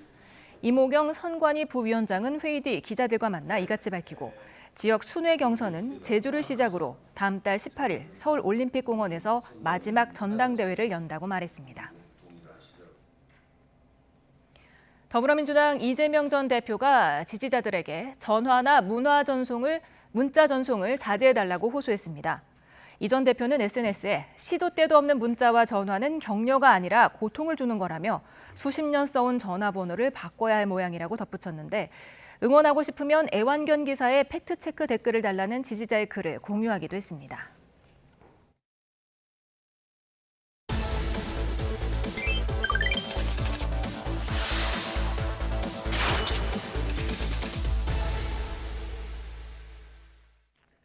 뉴스플러스 오늘의 경제 픽입니다. 우리 경제의 주춧돌인 수출이 9개월 연속 증가세를 이어간 가운데 소비자가 직접 구매하는 소비재 품목 수출이 전년보다 15% 넘게 증가하면서 사상 최대 실적을 기록한 것으로 나타났습니다. 먼저 전기차 수출이 전년 대비 75.4% 증가하면서 역대 최고를 기록했습니다. 중고차에서도 두각을 드러냈는데요. 가솔린 승용차는 지난해보다 75%, 그리고 디젤 승용차는 56% 증가하면서 자체 최대 수출액을 갈아치웠습니다. 또 영화나 드라마에 등장하면서 인기를 끈 라면과 조미김 등이 포함된 기타 조제 식료품도 15% 가까이 증가했습니다. 빵과 아이스크림 인기도 높아지면서 역시 수출이 크게 늘었습니다. 이처럼 소비재 품목이 세계 시장에서 선전한 가운데 수출 효자 반도체도 지난달에 사상 최대 실적을 기록했습니다. 최아영 기자입니다. 지난달 우리 수출을 이끈 건 역시나 효자 반도체였습니다. 6월 반도체 수출액은 134억 2천만 달러, 우리 돈으로 18조 5천억 원으로 사상 최대 실적을 냈습니다. 상반기 실적을 보면은 메모리의 수출 증가가 한 거의 90%가 되었습니다. 하반기에 반도체 수출 전망도 매우 맑다 이렇게 전망하고 있습니다. 덕분에 전체 수출액도 지난해 같은 기간보다 5.1% 늘어난 571억 달러를 기록했습니다. 지난해 10월 이후 9개월 연속 증가세입니다. 지난달 수입은 491억 달러로 1년 전보다 7.5% 감소했습니다. 이로써 무역 수지는 80억 달러 흑자로 45개월 만에 최대 규모를 달성했습니다. 13개월 연속 흑자 행진 중입니다. 여기에 자동차까지 수출을 쌍끌이하면서 올해 상반기 실적은 합격점입니다. 상반기 수출액은 3,348억 달러, 수입액은 3,117억 달러로 231억 달러 무역 흑자를 기록했습니다. 6년 만에 최대 실적입니다. 보통 하반기에 수출 실적이 더 좋다는 점을 고려하면 올해 수출 성적표는 꽤 기대해 볼 만합니다. 지금 IT 업황이 좋아질 거라고 보고 있고요. 지금 WTO 같은 국제기구에서도 하반기에도 글로벌 교역이 계속 확대될 거라고 보고 있습니다. 정부가 목표로 세운 7천억 달러, 역대 최대 수출 실적 달성에도 청신호가 켜졌습니다. YTN 최아영입니다. 모든 땅은 각각의 용도와 그에 따른 용적률이 정해져 있는데요. 그 모든 규제로부터 자유로운 구역이 있습니다. 아무런 규제 없이 필요에 따라서 마치 백지처럼 마음대로 그림을 그릴 수 있다고 해서 화이트 존이라고도 불리는데요. 싱가포르의 복합 리조트 마리나 베이 샌즈와 미국 뉴욕의 허드슨 야드, 그리고 일본의 롭본기 힐스 등이 대표적인 사례입니다. 우리나라에도 이런 곳이 등장할 예정입니다. 바로 공간 혁신 구역입니다. 국토계획과 이용에 관한 법률 개정안이 다음 달 7일부터 시행되는데요. 국토부가 공간혁신구역 후보지 16곳을 발표했습니다. 먼저 인구 밀집과 경제활동 중심지로 예상되는 교통거점으로 서울 양재역과 청량리역, 양주, 덕정역 등 6곳이 있고 새로운 기능 조성이 필요한 지역으로 서울 독산 공군부대와 인천역 등 6곳, 그리고 기반시설을 활용해서 창의적 개발을 유도하는 지역으로 부산 금사산업혁신 플랫폼 등 4곳입니다. 각 지자체들이 세부 개발 계획을 담아 법정 절차를 거쳐서 내년 상반기에는 한국의 화이트 존이 나올 것으로 보입니다. 한 곳에서 필요한 모든 것을 다 하겠다는 시민들의 편의성이 가장 큰 목적인데요. 국토부 관계자의 말 들어보시죠. 하나의 기능을 한 곳에서 수행하지 않고 여러 가지 것들을 원하잖아요, 주민들이. 직주근접은 옛날부터 나오던 말이고 거기다가 이제 문화시설이나 쇼핑 이런 것들 한국만에서 누리려다 보니까 그게 필요한 지역에 한해서 지자체가 그런 규제를 넘어서 다른 시설들도 여러 가지 복합할 수 있도록 규제 완화하는 취지죠. 주택거래 회복의 DSR, 즉 총부채 원리금 상환 비율 규제 강화를 앞둔 선수요까지 겹치며 지난달 5대 은행 가계대출이 3년 만에 가장 큰 폭으로 증가했습니다. 금융권에 따르면 지난달 KB국민과 신한, 하나와 우리, NH농협 등 5대 은행 가계대출 잔액이 708조 5천억 원으로 한 달 만에 5조 3천억 원 불어났습니다. 이는 지난 2021년 7월에 6조 2천억 원 이후 2년 11개월 만에 가장 큰 월간 증가폭입니다. 시중은행 관계자는 주택 거래가 늘면서 대출 수요가 늘고 있다며 실수요자를 위한 버팀목, 디딤돌 등 정책 자금 대출도 활발하고 오는 9월 2단계 스트레스 DSR 도입을 앞두고 미리 대출을 받으려는 수요도 있는 것으로 추정된다고 전했습니다. 외환시장에 오늘부터 큰 변화가 생겼습니다. 지금까지 오후 3시 반에 끝나던 원달러 거래 마감 시간이 다음 날 새벽 2시까지로 연장된 겁니다. 최두희 기자입니다. 시중은행 딜링룸에서 직원들이 분주하게 움직입니다. 평소 같으면 이미 장이 마감된 시간이지만 오늘은 다릅니다. 국내 원달러 외환시장이 오전 9시부터 다음날 새벽 2시까지 문을 열기로 한 첫날의 모습입니다. 영국 런던 금융시장 마감 시간에 맞춰 해외 투자자의 투자 편의성을 높이려는 조치입니다. 우리나라에 소재하지 않은 외국 금융기관도 우리 외환시장에 직접 참여할 수 있게 됐는데 국내 외환시장이 IMF 외환위기 이후 27년 만의 개편에 나선 셈입니다. 해외 주식 투자를 하는 국내 투자자의 경우 실시간 시장 환율로 환전할 수 있어서 환율 변동에 따른 손실 위험 관리가 가능해졌습니다. 다만 외국 자본 영향력이 커지면서 단기적으로는 환율 변동성이 커질 거란 지적이 나옵니다. 장기적인 관점에선 오히려 안정성 유지에 도움이 될 거란 시각도 있습니다. 환율 변동성이 갑자기 커질 우려는 적다고 판단하고 있습니다. 장기적으로 시장이 커진다면 그만큼 시장의 안정성도 증가할 것으로 기대하고 있습니다. 이에 따라 정부는 변동성이 심한 경우 야간 시간대에도 시장 안정 조치에 나선다는 계획입니다. 이 같은 외환시장 개방 확대는 향후 MSCI 선진국 지수 편입에는 긍정적인 요소로 작용할 전망입니다. YTN 최두입니다. 중국 온라인 플랫폼의 국내 소비자 개인정보 국외 유출 여부에 대한 정부 조사 결과가 조만간 발표될 것으로 보입니다. 고학수 개인정보보호위원회 위원장은 정례 브리핑에서 알리익스프레스와 테무 등 중국 온라인 유통 플랫폼에 대한 조사가 실무적으로 마무리 단계라며 다음 전체 회의에서 안건으로 올릴 수 있을 것 같다고 말했습니다. 그러면서 강제 수사기관이 아닌 만큼 자료 요청과 제출을 반복하는 과정이 있었고 테무의 경우 한국에서 짧은 기간 급성장했기 때문에 과징금 부과 기준이 되는 매출의 규모를 파악하는 데 어려움이 있었다고 덧붙였습니다.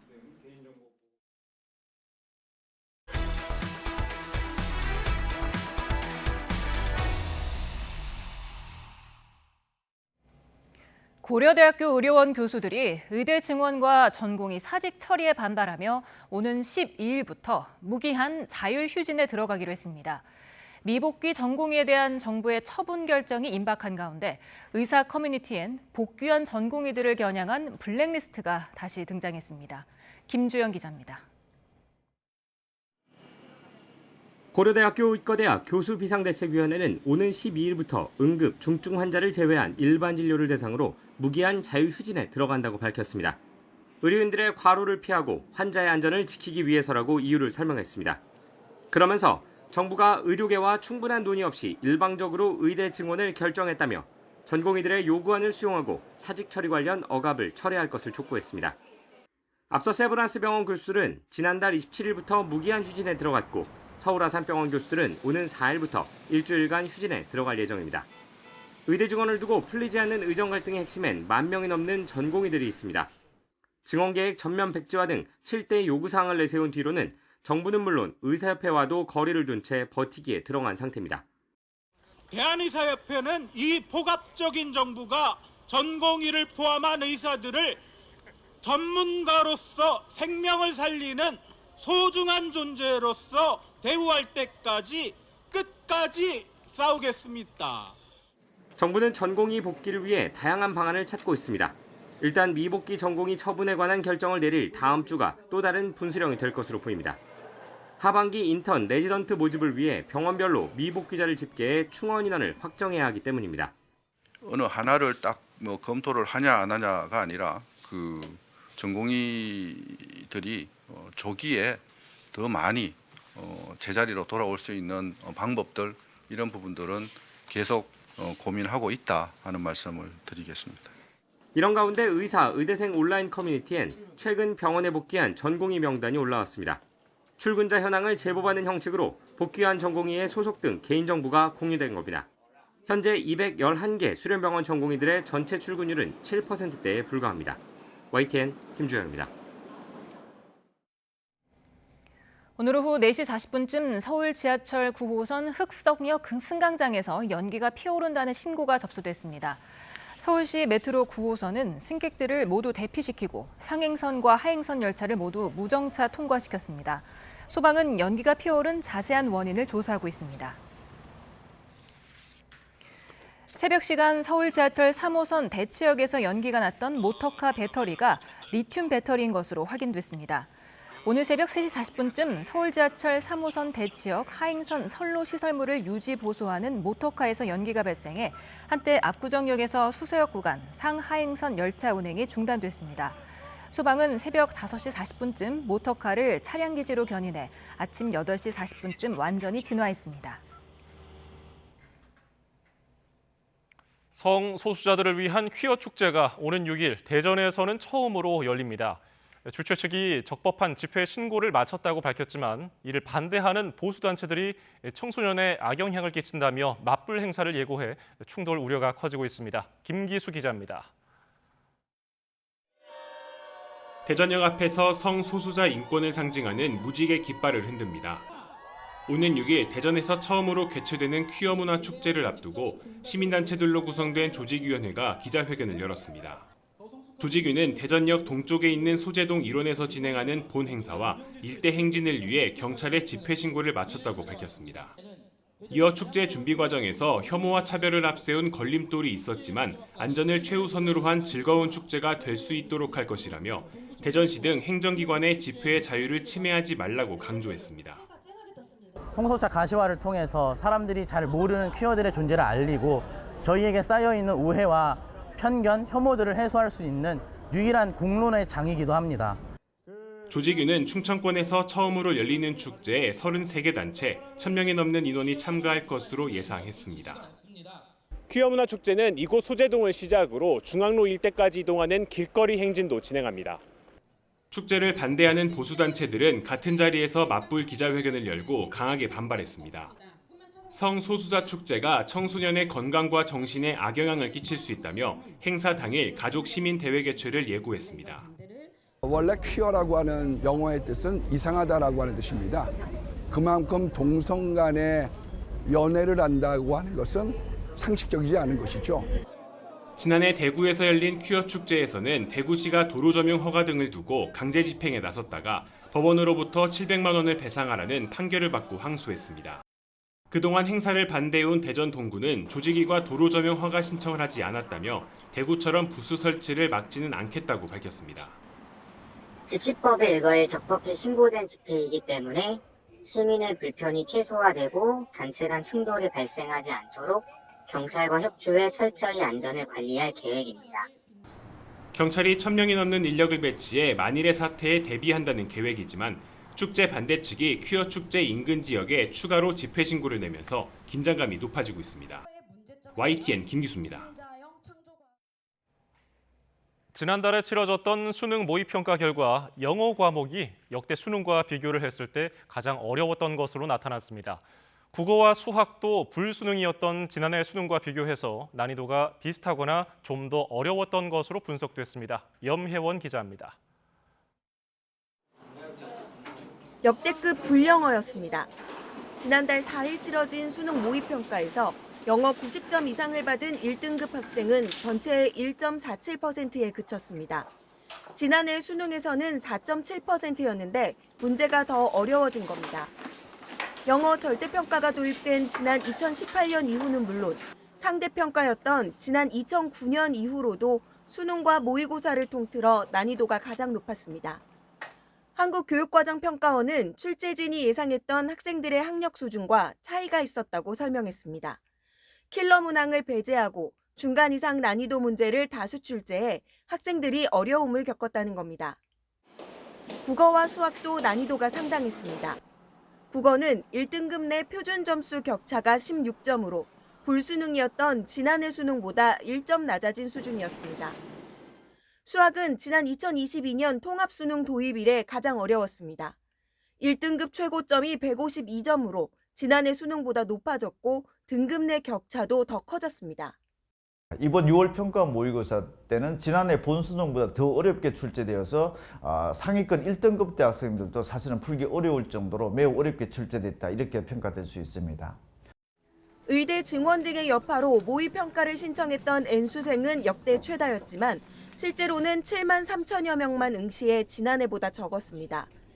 입시업계에서는 9월 모의평가에는 반수생 등이 더 많아질 걸로 보고 있습니다. 평가원이 난이도 조절을 예고했지만 수능에 응시하는 졸업생이 더 많아진다면 적정 난이도 유지는 더욱 힘들어집니다. 결국 변별력 확보를 위해 킬러 문항 없는 불수능 기조가 올해도 이어질 것이라는 분석이 나옵니다. YTN 염혜원입니다. 초등교사 노조와 대전교사 노조는 악성 민원에 시달리다 숨져 순직이 인정된 대전교사 사망 사건의 전면 재수사를 촉구하고 재수사 요구 이의 신청서를 제출했습니다. 노조는 대전경찰청 앞에서 기자회견을 열고 경찰이 8개월 동안 수사하고도 민원을 제기했던 학부모들과 당시 학교 관계자 등 10명에게 무혐의 처분을 내린 건 부실 수사라고 주장했습니다. 유족 측 법률 대리인은 경찰이 사자 명예훼손 혐의가 성립될 수 있겠다는 유주의 심증을 여러 차례 드러내고도 작성자를 특정할 수 없다는 이유로 불송치 결정을 내린 건 깊은 유감이라고 말했습니다. 문재인 전 대통령 부인 김정숙 여사의 해외 순방 관련 의혹을 수사하는 검찰이 국립한글박물관장을 소환했습니다. 서울중앙지검은 오늘 오후 김일환 국립한글박물관장과 다른 직원들을 참고인으로 불러서 김 여사가 지난 2018년 10월 프랑스 순방 당시에 착용했던 샤넬 재킷을 기증받은 경위 등을 조사했습니다. 앞서 청와대는 김 여사의 프랑스 순방 당시 샤넬이 한글 디자인의 재킷을 대여한 뒤에 국립한국박물관에 기증해 한글박물관에 기증해 전시했다고 밝혔습니다. 그러나 이후에 김 여사가 실제로 착용했던 의상과 디테일이 다른 제품이라는 지적이 나오면서 특수활동비를 유용했다는 의혹이 제기됐습니다. 이에 대해서 샤넬 측은 한글박물관 요청에 따라 별도 재킷을 제작해 기증했다고 설명했습니다. 사망자 23명이 나온 화성 리튬 전지 공장 화재가 발생한 지 오늘로 일주일을 맞았습니다. 분향소에는 조문객들이 애도를 전하는 추모의 벽이 설치됐고 오늘 저녁부터 분향소 인근에서는 날마다 시민 추모제가 열립니다. 현장 취재 기자 연결합니다. 김태원 기자. 네, 김태원입니다. 예, 현장 분위기 전해주시죠. 네, 제 뒤로 화성화재 대책위 관계자들과 유가족분들 그리고 시민분들이 함께 모여 앉아 있는 모습이 보이실 텐데요. 화성시청에 마련된 화성공장 화재 합동분향소 앞에서는 저녁 7시쯤부터 시민 추모제가 열리고 있습니다. 떠난 이들의 넋을 기리면서 이번 사고가 일부에 국한된 문제가 아니라 누구에게나 일어날 수 있는 문제라는 사실을 알리자는 취지입니다. 추모제는 오늘 매일 저녁 7시마다 1시간 동안 같은 장소에서 이어질 예정입니다. 앞서 오늘 오전에는 분향소 입구 옆에 추모의 벽이 마련됐습니다. 조문객들이 피해자들에 대한 애도의 마음을 노란 종이에 담아 붙여놓는 모습도 볼 수 있었습니다. 추모의 벽을 마련한 시민대책위원회의 이야기 들어보시겠습니다. 조문을 오시는 분들이 그 마음을 방명록도 방명록이지만 이곳에 함께 적어주시고 공유해 주셨으면 하는 바람으로 포스트잇을 붙이게 됐고요. 오늘까지 닷새 동안 분향소를 찾은 조문객만 1000여 명에 이르는 것으로 알려졌습니다. 하지만 참사 일주일이 지났는데도 고인의 생전 모습이 담긴 영정이나 이름이 적힌 위패는 분향소에 없습니다. 진상규명이 이루어지고 아리셀이 진정성 있는 피해 보상안을 제안할 때까지 장례를 치르지 않기로 유가족이 결정했기 때문입니다. 어제 가장 먼저 발인이 이루어졌던 사망자 1명 이후 다른 사망자들의 장례가 언제쯤 이루어질지는 불투명합니다. 이런 가운데 아리셀 한국인 직원 1명이 스스로 목숨을 끊으려 시도했다가 현재 치료 중인 것으로 전해졌습니다. 예, 아리셀 박순관 대표 등 공장 관계자들에 대한 수사 상황도 전해주시죠. 네, 경찰은 아리셀 공장과 박순관 대표의 자택 등을 압수수색해 확보한 자료들을 분석하고 있습니다. 인명피해가 다수 발생한 구체적인 경위를 밝히는 작업에 속도를 내는 모양새입니다. 위반 사항이 담긴 중요한 정보가 포착될 경우 당장 이번 주에도 피의자들을 불러 조사하겠다는 계획입니다. 경찰은 화재 발생 뒤 지금까지 참고인 37명을 상대로 화재 당시 상황과 평소 아리셀의 근로체계, 안전관리 등을 조사했습니다. 공장에서 일했던 노동자들은 사고예방법이나 대피 경로 등을 전혀 몰랐다고 진술한 것으로 확인됐습니다. 지난 3년 동안 아리셀이 한국안전보건공단으로부터 위험성 평가 우수 사업장으로 인정받은 것과는 배치된다는 진술이 나온 겁니다. 비슷한 사고가 반복되는 걸 막기 위해서라도 철저한 진상규명이 이루어져야 한다는 목소리가 커지고 있습니다. 지금까지 YTN 김태원입니다. 북한이 오늘 새벽 단거리 탄도미사일 2발을 잇따라 발사했다고 합동참모본부가 밝혔습니다. 합참은 북한이 발사한 탄도미사일 2발 가운데 한 발은 처음부터 비정상 비행을 한 것으로 보인다며 육지에 떨어졌을 가능성이 있다고 밝혔습니다. 그러면서 북한이 발사한 미사일 2발은 모두 단거리 탄도미사일인 이스칸데르급 화성 11형으로 보인다고 덧붙였습니다. 북한 관영 매체 조선중앙TV를 실시간으로 볼 수 있던 정부기관과 방송사 등에서 일부 수신장애가 발생했습니다. 통일부 당국자는 오늘 북한이 기존 중국 위성 사용을 중단하고 러시아 위성을 통해 방송 송출을 하면서 우리 측 일부 지역에서 위성 방송 수신이 제한되고 있다고 설명했습니다. 러시아 위성의 경우 국내에서는 주파수 간섭 문제가 발생해 기술적으로 정상적인 수신이 어려운 것으로 알려졌습니다. 정보 유출로 일본 정부의 행정 지도를 받은 라인야후가 자본관계 재검토 문제에 대해 단기간에는 어렵다고 일본 당국에 보고했습니다. 이런 가운데 일본 정치권도 라인야후의 경영권을 일본 기업이 갖도록 요구한 것으로 알려지면서 논란은 쉽게 가라앉질 않고 있습니다. 도쿄에서 김세호 특파원의 보도입니다. 일본 총무성의 행정 지도를 통해 네이버와의 자본관계 재검토를 요구받은 라인야후. 라인야후는 총무성에 제출한 보고서에서 모 회사인 네이버와 소프트뱅크의 자본관계 재검토를 의뢰했다고 밝혔습니다.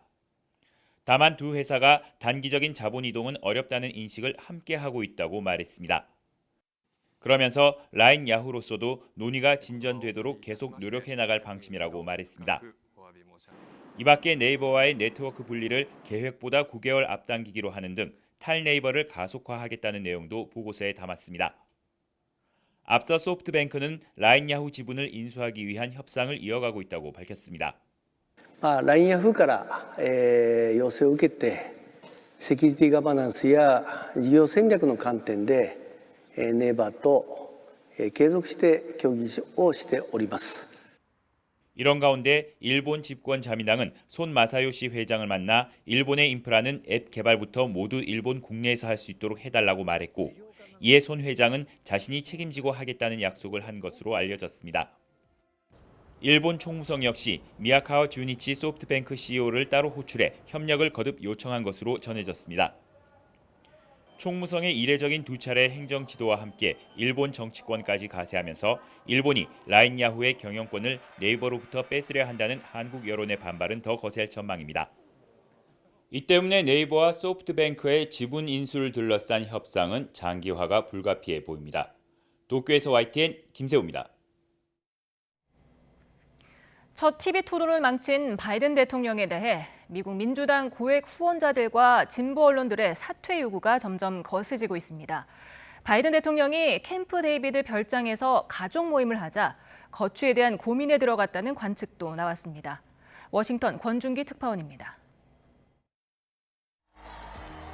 바이든 대통령은 토론 다음 날부터 이틀 동안 4개 주에서 7차례 유세 행사를 이어가며 사퇴론 진화에 나섰습니다.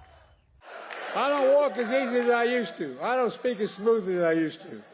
I don't debate as well as I used to. But I know what I do know. I know how to tell the truth. 바이든보다 3살 많은 낸시 펠로시 전 하원의장을 비롯해 민주당 핵심 인사들도 바이든 사퇴는 선택지에 없다는 걸 분명히 했습니다. Well, what do they think about the other guy? Do they think that he has the integrity to be president after that performance? 하지만 토론 이후 여론조사에서 바이든이 후보직에서 물러나야 한다는 응답이 72%로 나타나면서 뉴욕타임스와 워싱턴포스트 등 진보 언론들의 사퇴 요구는 수위를 높여갔습니다. 익명의 고액 후원자들을 인용해 바이든으론 대선 필패라는 여론을 확산시켰습니다. 바이든의 고향 친구이자 소설가인 제이 파리니는 이만 물러날 때라고 눈물로 호소했고 워터게이트 특종 기자도 후보 교체는 불가피하다고 인터뷰했습니다. Not only is this a political hydrogen bomb for him and the Democratic Party. 바이든 대통령이 휴일을 맞아 별장인 캠프 데이비드에서 가족 모임을 갖자 거취를 상의할 거라는 보도도 잇따랐습니다. 질 바이든 여사가 설득에 키를 쥐고 있다며 후보직 거취 결정에 중대 국면을 맞고 있다는 분위기를 흘렸습니다.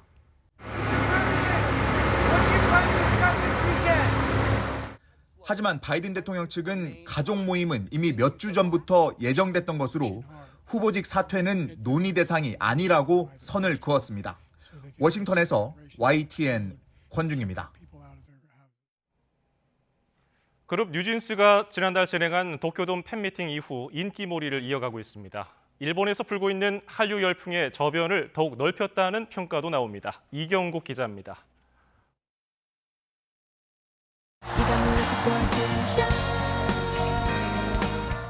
밴드 연주에 맞춰 데뷔곡 어텐션을 부르며 무대 위에 오르는 그룹 뉴진스.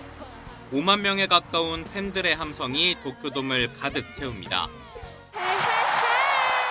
뉴진스가 꿈의 무대라고 불리는 일본 도쿄돔에서 지난달 26일과 27일 대규모 팬미팅을 열었습니다. 도쿄돔 입성까지 걸린 기간은 1년 11개월, 해외 아티스트로서는 최단 기간입니다. 이틀간 모은 팬은 모두 합해 9만 1천여 명. 뉴진스는 150분간 20곡이 넘는 노래를 라이브로 소화하며 팬들의 사랑에 답했습니다. 가장 큰 주목을 받은 건 멤버 하니의 솔로 무대였습니다. 일본의 원조 국민 아이돌 마스다 세이코가 1980년 발표한 푸른 산호초를 커버했는데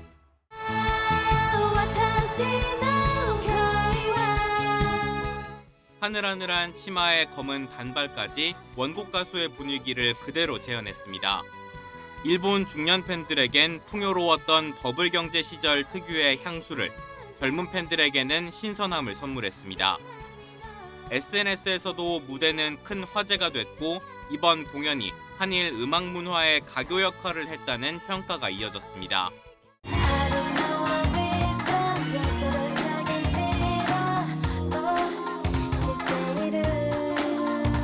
뉴진스 일본 데뷔 싱글 타이틀곡인 슈퍼내추럴의 가사도 큰 주목을 받았습니다. 노래를 일본어로 바꿔 부르는 틀을 깨고 한국어 가사에 더 많은 비중을 둬 한국어 그 자체로도 한류가 될 수 있음을 입증했습니다. 이번 팬미팅이 일본에 불고 있는 한류 열풍의 저변을 넓혔다는 분석도 있습니다. 젊은 남성들도 굉장히 크게 관심을 가지고 일본의 중년 남성들도 상당히 관심을 가진다고 해서 한류의 팬층이 기존의 여성 위주에서 더 저변이 확대되는 실제로 뉴진스 오지상, 뉴진스 아저씨라는 표현까지 등장했고 일본 언론도 공연 전후 뉴진스를 일면에 내세운 특별판을 제작하는 등 큰 관심을 보였습니다. 일본 4차 한류 붐의 중심에 선 뉴진스. 내년엔 월드 투어로 전 세계 팬들과 만납니다.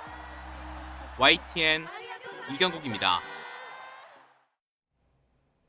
그룹 베이비몬스터가 오늘 새 디지털 싱글 Forever를 발표했습니다. 소속사 YG 엔터테인먼트는 이번 곡은 베이비몬스터의 당당함을 가득 담은 YG표 서머송이라고 설명했습니다.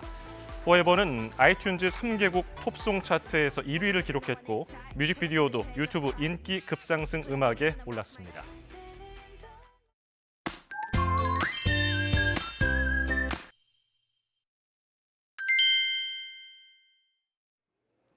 오늘 서울 등 내륙 지방은 장맛비가 소강 상태를 보이며 맑고 더운 날씨가 이어졌습니다. 이런 내륙과 달리 제주도에는 오늘도 오락가락 장맛비가 내렸는데요. 앞으로 장마 전선은 점차 내륙으로 북상하겠고 내일은 다시 전국에 요란한 장맛비가 예고됐습니다. 네, 이번에도 곳곳에 돌풍과 벼락을 동반한 시간당 30에서 50mm 안팎의 매우 강한 비가 쏟아지겠는데요. 시간당 30에서 50mm의 비라고 하면 어느 정도인지 가늠이 안 될 수 있을 텐데요. 기상청에서 제공한 영상을 보면서 말씀드리겠습니다. 네, 지금은 5mm 안팎 정도입니다. 빗방울이 바닥에서 튀는 모습을 보면 그다지 비가 강해 보이지 않습니다. 네, 정확한 비교를 위해서 시간당 20에서 30mm 비의 모습을 살펴보겠습니다. 네, 한눈에 봐도 빗줄기가 많이 굵어진 것을 볼 수 있고요. 바닥에서 튀는 비로 인해 신발도 흠뻑 젖을 수 있어 보입니다. 특히 시간당 20에서 30mm의 비가 3시간 정도 내리게 되면 이때부터는 피해가 발생할 가능성도 높아집니다. 마지막으로 시간당 50mm 이상입니다. 쉴 새 없이 비가 쏟아지면서 웅덩이처럼 바닥에 물이 고인 듯한 모습을 보이고 있습니다. 네, 이렇게 비가 내리면 1시간 이내에도 저지대가 침수되거나 하천에 물이 넘치는 등 피해가 발생할 수 있습니다. 호우 피해 철저히 대비해 주셔야겠습니다. 네, 이번에도 내리는 비 양이 무척 많겠습니다. 특히 내일과 모레는 남부지방보다 서울 등 중부지방에 더 많은 비가 예보됐습니다. 중부와 제주도의 많은 곳은 150mm 이상, 서울에도 120mm가 넘는 폭우가 쏟아지겠고요. 남부지방에도 100mm가 넘는 큰 비가 내리겠습니다. 오늘 밤 사이에는 곳곳에 열대야 수준의 밤더위가 나타나겠고요. 내일 낮에는 비가 내리며 오늘보다 기온이 내려가겠지만 습도가 높아서 후텁지근하겠습니다. 이번 비는 수요일인 모레 오전에 대부분 그치겠는데요. 하지만 이후에도 장마 전선이 남북을 오르내리면서 많은 비를 뿌릴 전망입니다. 지금까지 날씨 캔버스의 신미림, 김수현이었습니다. 오늘 저희가 준비한 뉴스 플러스는 여기까지입니다. 잠시 뒤에는 뉴스케어 저녁 8시 뉴스가 방송됩니다. 고맙습니다.